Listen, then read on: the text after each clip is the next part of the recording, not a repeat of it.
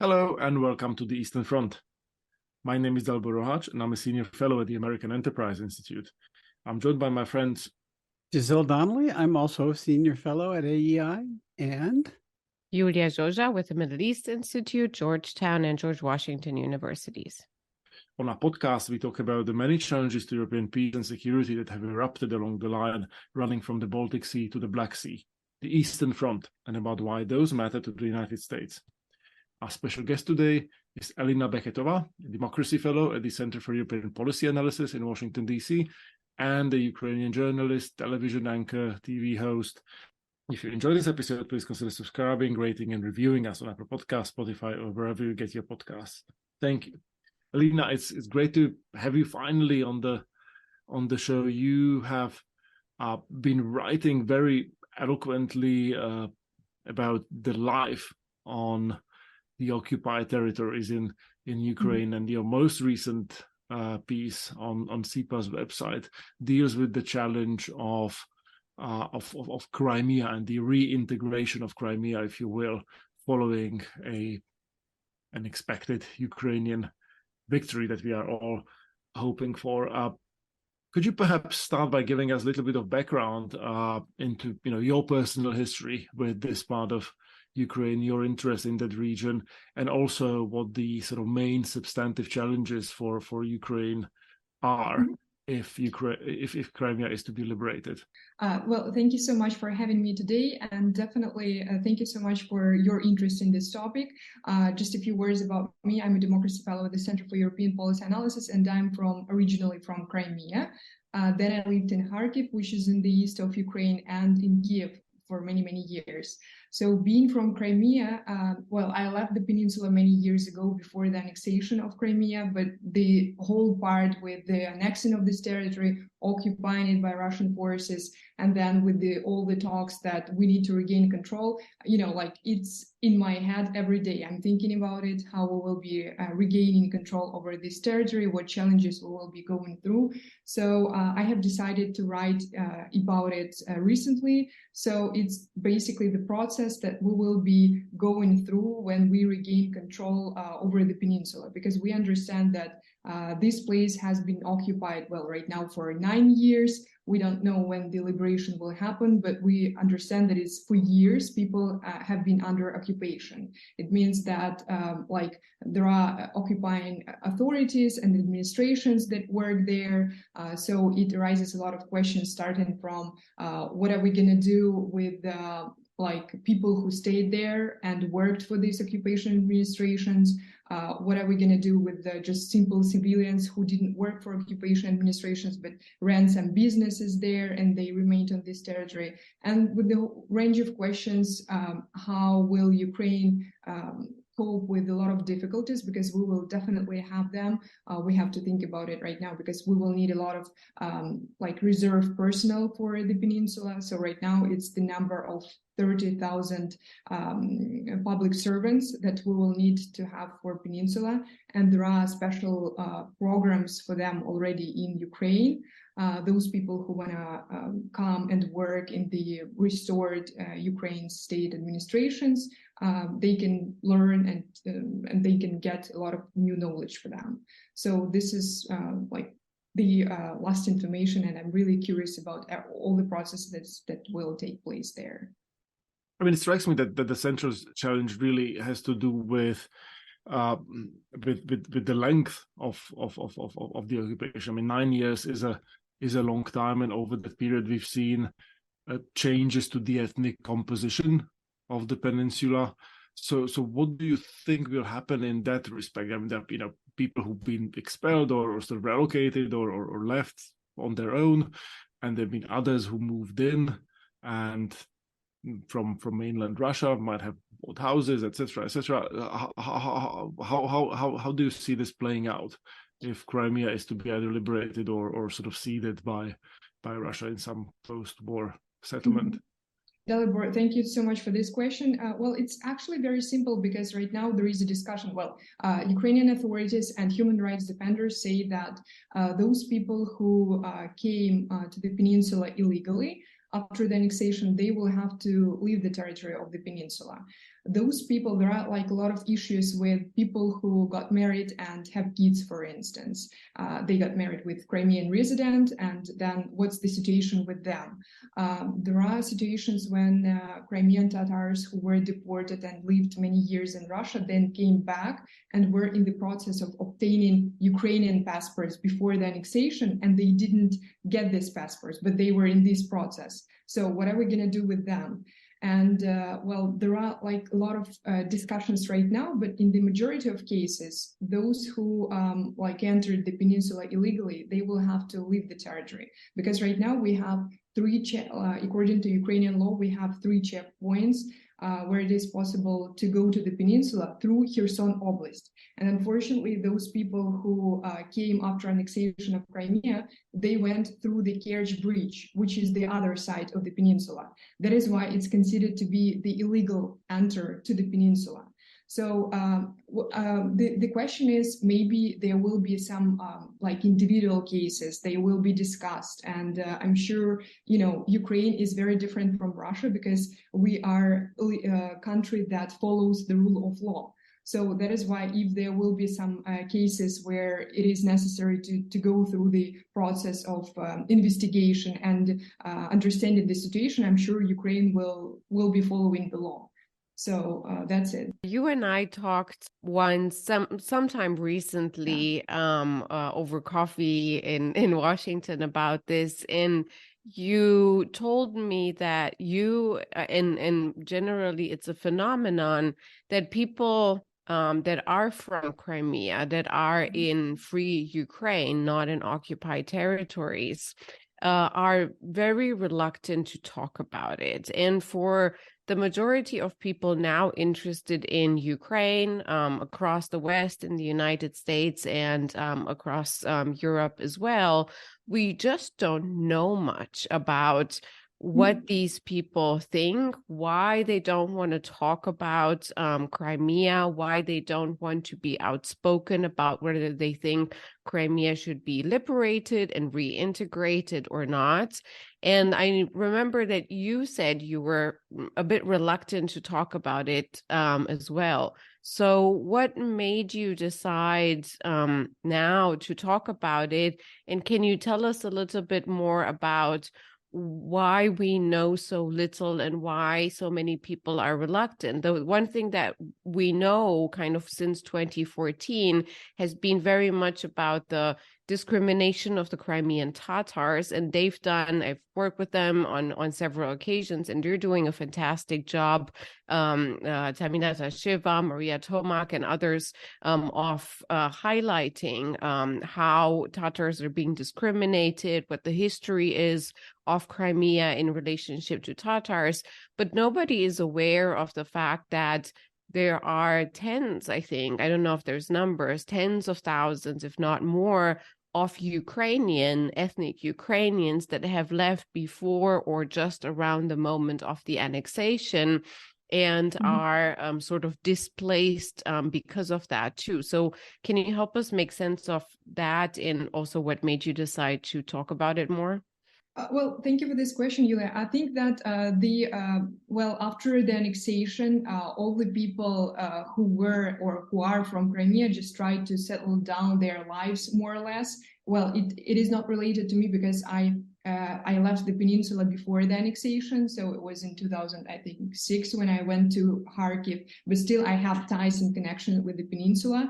So I think that the whole question is that when the annexation happened, it was always this thought that, you know, right now the situation will change because the whole international community will see what is going on right now on the peninsula, and there will be this rule of law, and there will be this fair outcome of the situation, that this territory will that we will regain control over this territory.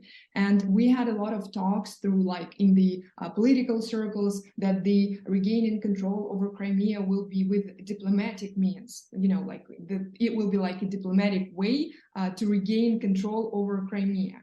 After the 24th of February, and when Russia started its full-scale invasion, for all the people, and Crimeans especially, we understood that, you know, it's not going to stop if we don't stop it. So Putin needed 9 years to go and invade the rest of the territory, to go with a full-scale invasion on different front of Ukraine. So that is why I think that for a lot of people right now, it's the question that we kind of hoped all these 9 years that there will be like this diplomatic mean that Ukraine will regain control over its territory with its diplomatic mean, with the politicians getting together, doing something, and then we will have this territory. But after 24th of February, I think it was very obvious that it's not going to happen. And right now you see that a lot of people started saying that it's going to be in other ways. It's going to be a military way to regain control over the peninsula. That is why a lot of people started talking about it, and that is why it's very important to raise a lot of questions and to show the discussions we have right now in the Ukrainian even community, because in such a way it will be understandable that we are actually doing something, because we have this strategy of the occupation and liberation of Crimea. So it was adopted in March 2021, and in April 2023 this plan was updated. So it means that for many years we didn't have this strategy, and only in 2021 we had it.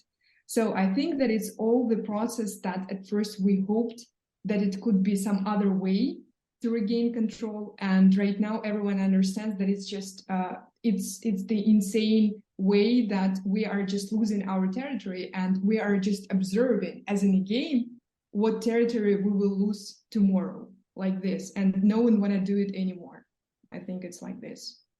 So there's a practical dimension to this reintegration of Crimea and other occupied territories, which has to do with the fact that initially, when it was fully part of Ukraine, you obviously had a public administration in place, and you mentioned in your CIPA piece that in Crimea you had roughly 30,000 people working for the government, either as civil servants, policemen, in emergency services, etc., etc. So some of those people have left since 2014. Some of them have stayed on, might have been sort of working for the Russian occupiers, but in any event, both in Crimea and in other territories that are to be liberated, there'll be this immediate challenge of how you administer these regions as normal parts of Ukraine. Do you rely on the people who are already there? Do you sort of try to reintegrate them back into the Ukrainian public administration? Obviously, you have to vet them. You have to look at what they were doing during the occupation, or you can bring in people from the rest of Ukraine to sort of step in. So what's the Ukrainian government sort of thinking, planning, going ahead in this sort of very sort of pedestrian, very sort of practical area? That's a very great question, and I need to say that right now there is a discussion going on, because we have a article in the Criminal Code of Ukraine, and it says that basically like top officials and war criminals will be jailed, and they will be like terms for people who cooperated with the occupying forces. But right now there is not very clear about what is the measure of this cooperation, because, like, for instance, if the law says that voluntarily holding a position in the occupation authorities, or like transferring material resources to illegal armed or paramilitary groups in the occupied territories, that it will be punishable by fines, imprisonment, and there is a question. So if a person transferred material resources to illegal armed or paramilitary groups, did he do or she do it voluntarily or on purpose? So was there any force obtained to him so that he or she did it? So there are like a lot of questions and like related especially to like businessmen or even teachers, because if they spread the propaganda there, or if they helped like to hold this very conversations about important, which is absolutely about Russian history and everything. So it means that they spread the propaganda among children. So there are like a lot of tricky questions. And right now, from what I'm seeing and how the authorities say, they say that middle and lower ranking civil servants whose actions had serious consequences, they will be held accountable and they will be prosecuted, while those whose actions didn't have serious consequences will no longer be able to work in the public service, but they won't be prosecuted. So see, there is like a very minimal measure, right? So it's very tricky to understand, but I think that there will be assessment. After we regain control, there will be assessment, and I'm sure that Ukraine follows the law and the rule of law, that it will be fair. Those who did something bad, who used propaganda, who helped the occupying forces or just tortured people, I think that those people will be prosecuted. Those people who had to just execute some of the tasks, but they were like brilliant teachers before 2014 and annexation. So they were teachers during the occupation and annexation. So probably if they are good teachers and after retraining, they can be teachers after we regain control. So it's a lot of different dimensions, and we can take any profession, any public servant, and we can have probably multiple cases there. But I'm sure we have a lot of these discussions right now, and we will have this plan because we already see that it's there. Historically speaking, these have been incredibly difficult and delicate moments and processes for reconstructing a society that's broken. I think especially recently about the de-Baathification program in Iraq, or even similar programs in Afghanistan. There's an immense opportunity for score settling and personal vendettas to be carried out. Sometimes it has been useful for sort of international third parties to play an advisory role, to bring some at least semblance of detachment from local politics and local, to try to sniff out where somebody's trying to settle a score or has a resentment. Is there much of that conversation when you talk about social reconstruction in this way, or is it still kind of too early for that kind of a dialogue to happen? Yeah, well, thank you so much for this question. I'm sure there are these conversations, but I don't know the outcomes so far because I haven't seen any news that we will be, involving some other people from other countries. But I'm sure this experience and this knowledge may be very useful. So I'm keen to read something about that, or if you can drop me a link or anything, it will be super interesting because I think that it's mostly very unhappy stories about how people screw it up, but a good way to learn from the mistakes that others make. Well, definitely. And I think that there is just this, right now we are trying to measure because there should be like this measurement of where is this red line, because people, the society, they want to have justice, and they want to those who collaborated and who intimidated or who tortured other people or even killed, so that they were prosecuted. But we understand that there are a lot of good cases. Even in Crimea, there is a case of a teacher who, regardless the occupation, didn't want to, to educate kids with Russian history and with the Russian perception of this history. So he would be opposing the regime. That is why he was always fired. He has fines and he is persecuted. So there are good cases when people tried to oppose the Russian occupying authorities as they could. And it's just, we have a very limited access to the peninsula. And, the peninsula, I always try to explain, it's like a black box. It's very good when we have some information going out of there, but in the majority of cases, we don't know what is going on there unless we have some connections with Crimea and we can talk to someone. But sometimes it's just I do not have teachers as friends, so that is why I can't speak with them and ask them. Like some of the people who are in small business, I can talk to them and just kind of ask them what is their perception. But it's so right now it's interesting how in the 21st century this connection happens through people. So when we can actually get some information, it's from the people who are there. And the same with us, because they are, well, you know that Russian propaganda works there, and it's very hard for them to know any other information except of the propaganda. A lot of websites, Ukrainian websites, are blocked there. So you can't watch anything from Ukraine.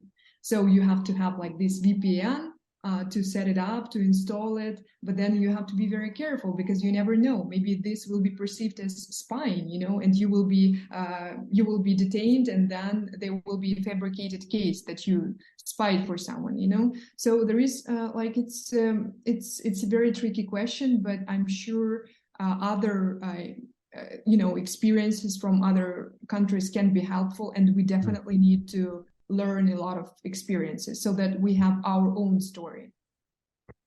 Before we move on to more recently occupied territories, because I'm very curious about how that compares and what you're tracking over there.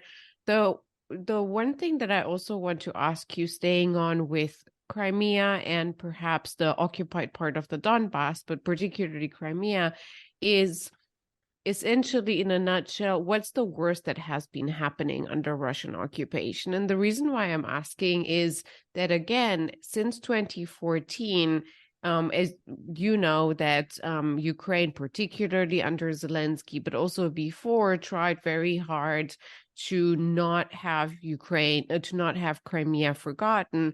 But because of this black box that you're describing, very little information trickled into the West and made headlines in terms of how bad occupation was, what were the things that people suffered most from if they decided to stay under Russian occupied territories, particularly in Ukraine. I followed this closer than others, but still I don't know much. So I know about reports about heavy military propaganda with kids in school. And sort of indoctrination at the Orwellian level. I know about kidnappings and torture and disappearance, particularly of Crimean Tatars, particularly when they were expressing political opinions or manifesting some kind of an opposition towards the occupying regime. But these are just bits and pieces. And you've been tracking this, again, through personal contacts and writing about this as a journalist since 2014.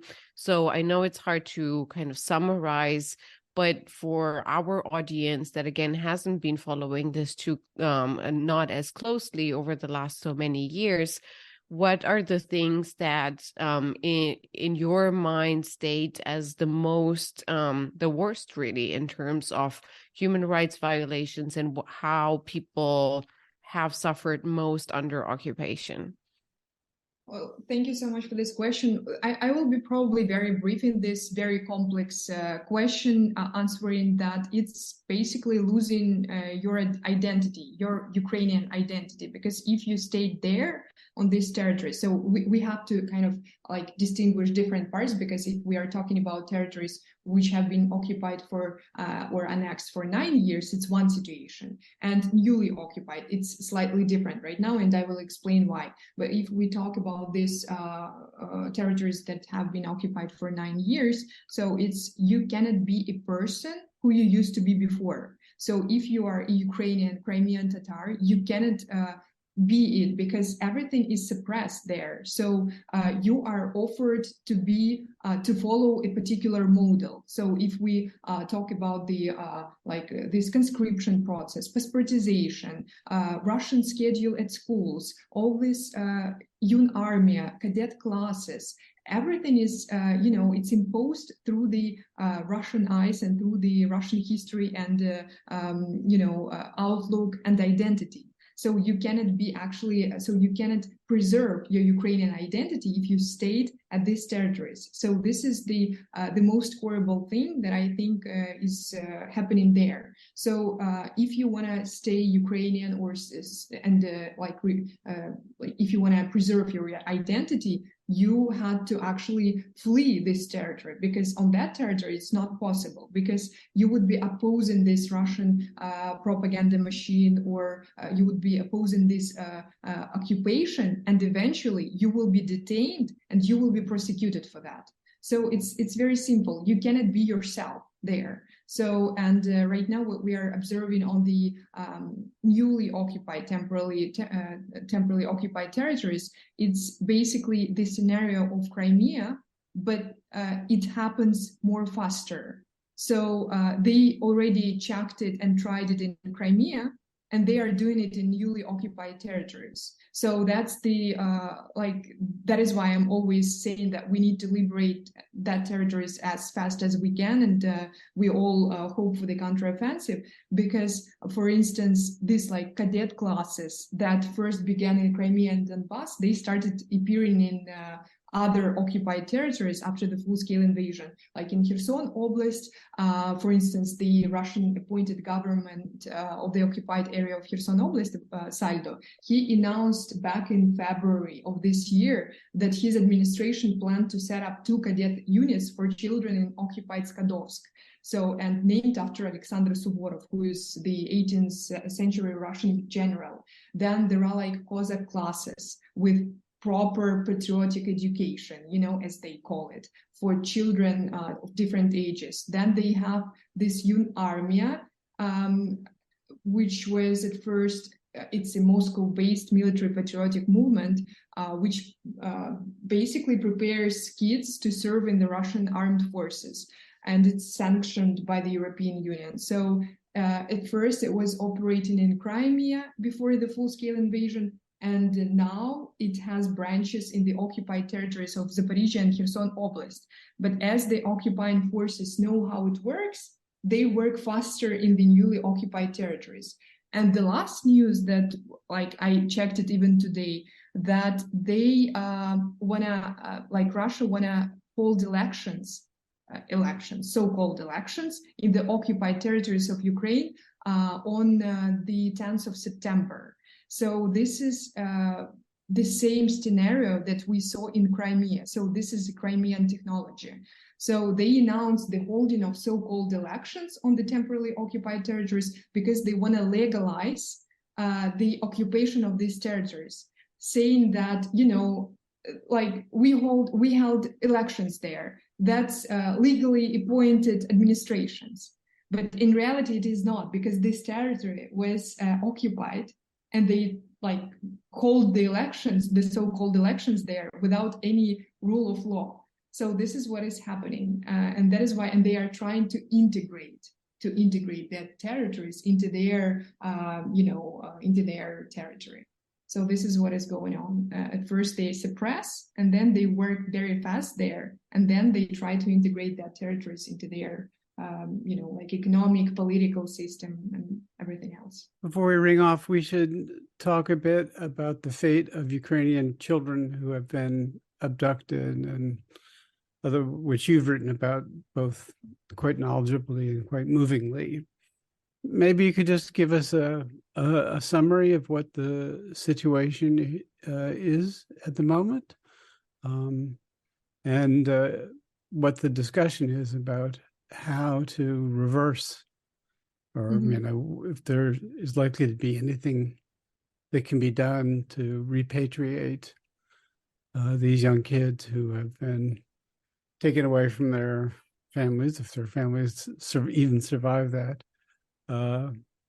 taken to Russia in many cases, and go through that indoctrination and, sort of, I don't even know what to call the process, but process of becoming little Russians, I guess. Bring us up to date. I think many of our audience have heard a little bit about that, but are not that knowledgeable. Well, thank you so much. Actually, I'm not like, I've seen a lot of reports on this particular topic, but I haven't taken it yet because I know that other people and experts write about it a lot. So basically, it's a very simple process when kids from the occupied territories, they are abducted on the territory of Russia.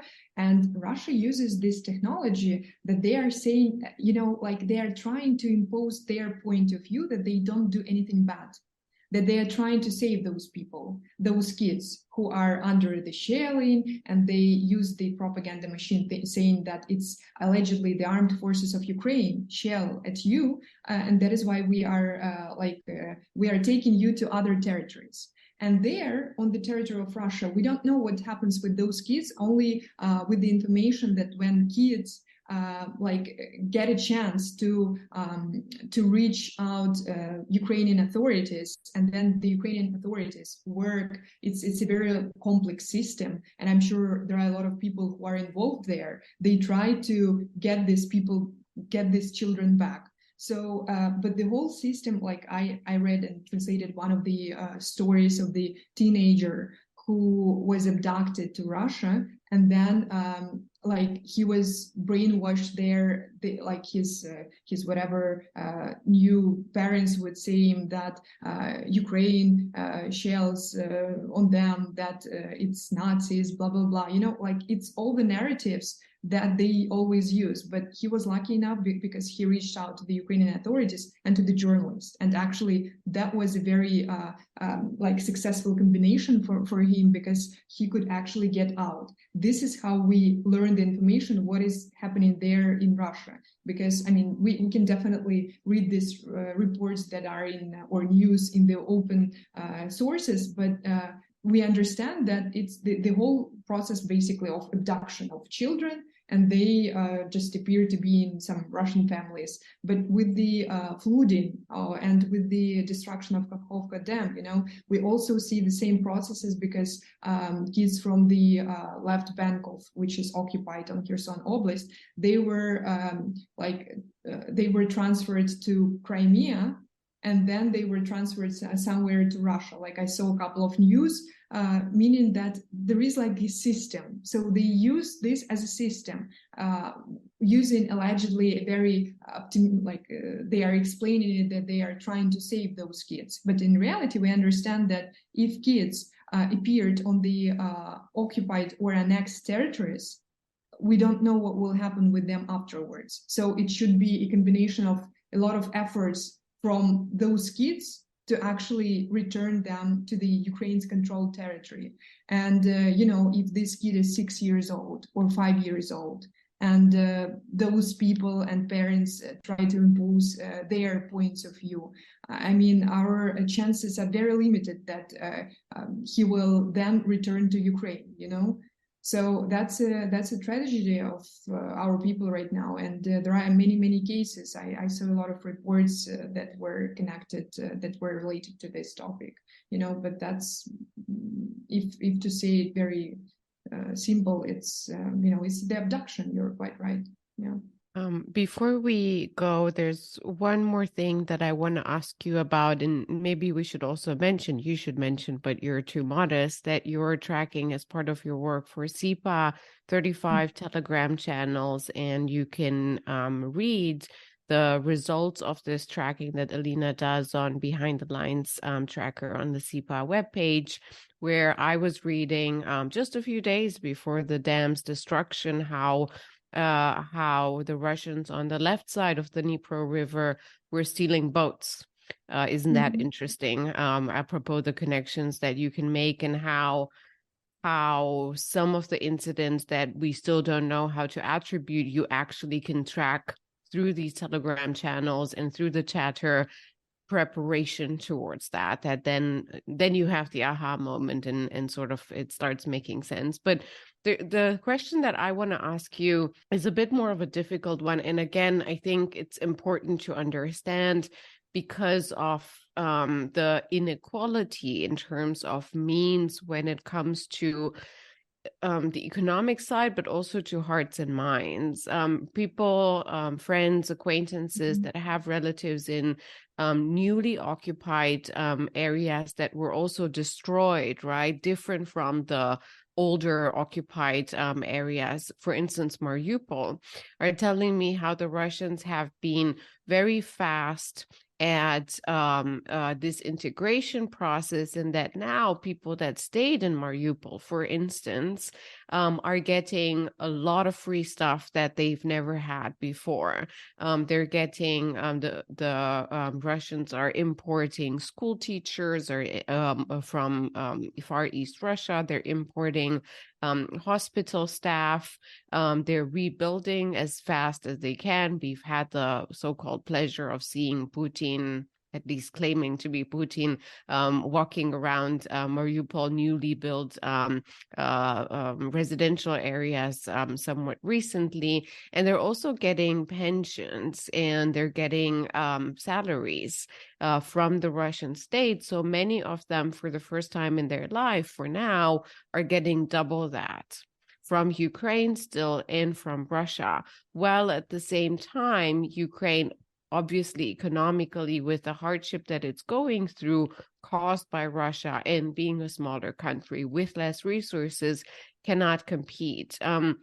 So can you tell me tell us a little bit more about how that looks like, Russia's efforts, and how, if it's possible at sort of the macro level, how do you evaluate this has an impact on hearts and minds? Are they, from what you're hearing, and of course it's on a case-by-case level, but nevertheless, generally, do they manage to have an impact on those people, that went through the hardest hardship imaginable with the bombings, but now are trying to be integrated by Russia, Russianized, becoming Russian?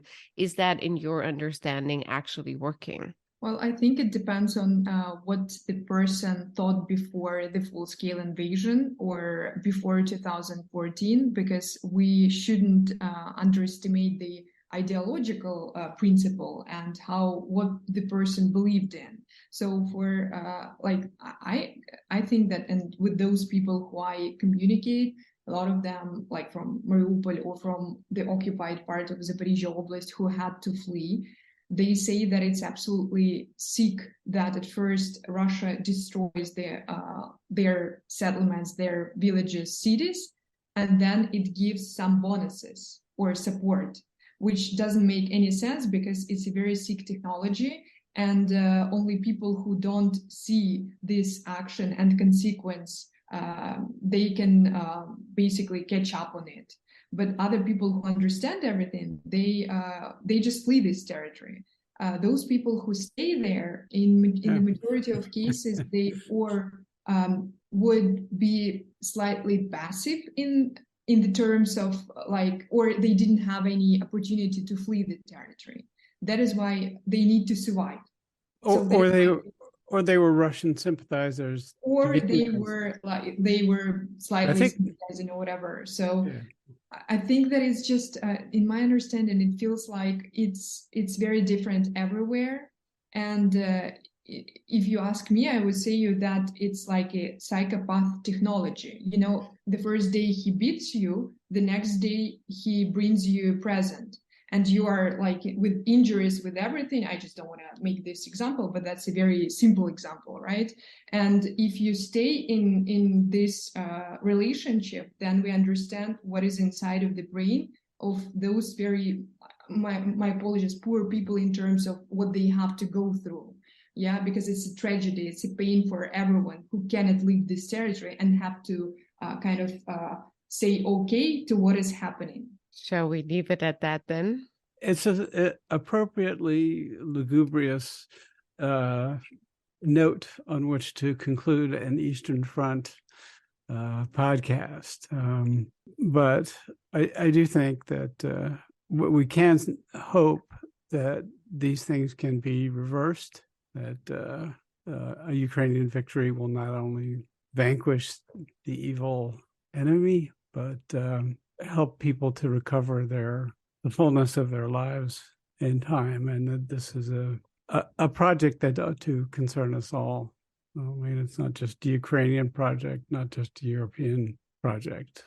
It is a measure of a liberal society as a whole. I just hope that definitely it's a tragedy for all the people, and all the Ukrainians are traumatized in that or in other way. So those people who are in the temporarily occupied territories, they have to go through this occupation, deal with the all the so-called bonuses that they are offered just to survive, and that's a big trauma. And so not only for focusing on the battlefield, but also for these ample psychological and social consequences, we're keeping all our fingers crossed that the counteroffensive is as successful as possible and that as much territory is being liberated sooner, as you were saying earlier, rather than later. And Slava Ukraini. Heroям slava. Thank you, Alina Beketova, from Dalibor Rohach, and Giselle Donnelly and Yulia Zhozha. thank you for listening to The Eastern Front, a podcast dedicated to security challenges that have erupted along the line running from the Baltic Sea to the Black Sea. You can find more episodes and additional content on our website, aei.org, Apple Podcasts, Spotify, or wherever you get your podcasts. Please do get in touch with us on Twitter using the hashtag EasternFrontPod, written as one word, and don't forget to sign up for the Eastern Front's newsletter through the link included in the show notes to receive more content from the Eastern Front. If you enjoyed this episode, please consider subscribing, rating, and reviewing us. Thank you, and goodbye.